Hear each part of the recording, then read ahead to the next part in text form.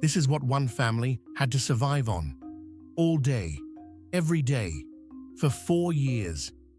And the strange part? The method they used still works today. In 1932, a family in Oklahoma was living on $3 a day for 5 people. No savings, no safety net, no government checks coming. If they made one bad decision with that money, someone didn't eat that week. And yet, families like this one didn't just survive the Great Depression. Some of them came out the other side, more financially stable than families who'd been solidly middle class in 1929. Not because they were lucky, because of one specific method almost nobody uses today. By the end of this video, you'll know exactly what it was and how to use a version of it this month. To understand the method, you need 20 seconds of context, not a history lecture, just the numbers that made this method necessary. By 1933, 1 in 4 American workers had no job at all. There was no unemployment insurance. That didn't exist yet. There was no FDIC. So when a bank failed, and over 9,000 of them did, the money inside it was just gone, permanently. So if you were a family in 1932, you weren't managing a budget. You were managing survival.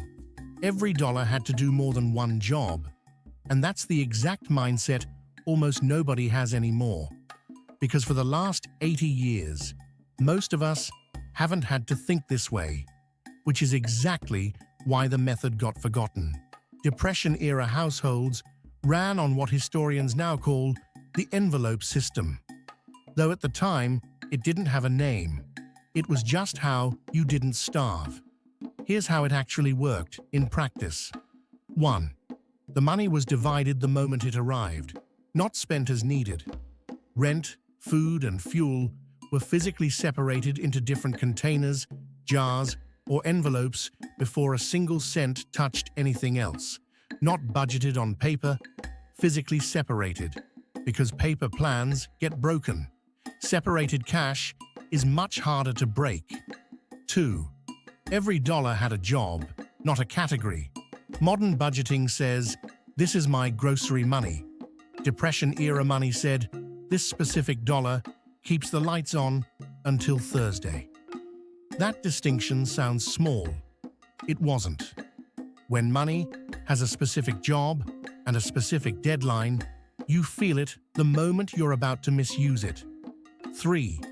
And this is the part almost nobody talks about. Nothing was bought at retail timing. Families bought staples in bulk the moment prices dropped, not when they ran out.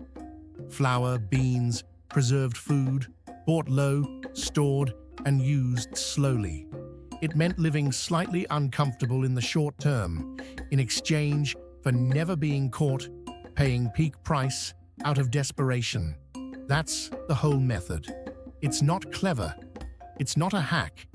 It's 3 unglamorous habits done without exception for years. And it worked because it removed decision-making from the moment of temptation.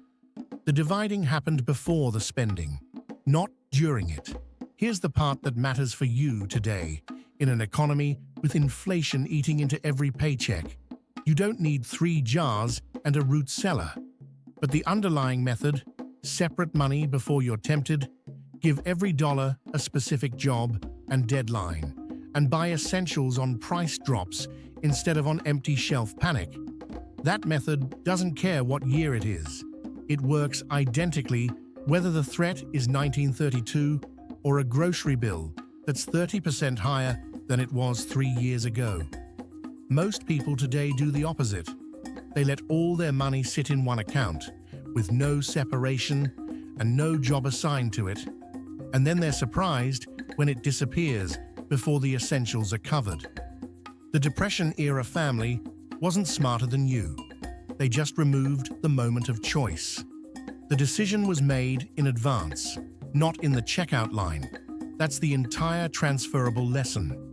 Not a specific product, not a specific account. A structure. Decide before you're tempted, not during. That Oklahoma family made it through.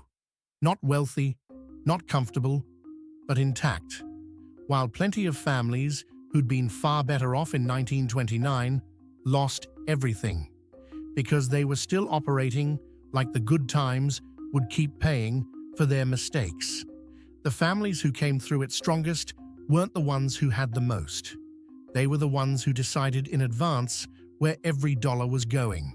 If you want to see how this exact same principle played out somewhere far more extreme, where the money itself became worthless overnight, I want to show you what families did during the 1923 German hyperinflation, because the method they used is even more counterintuitive than this one.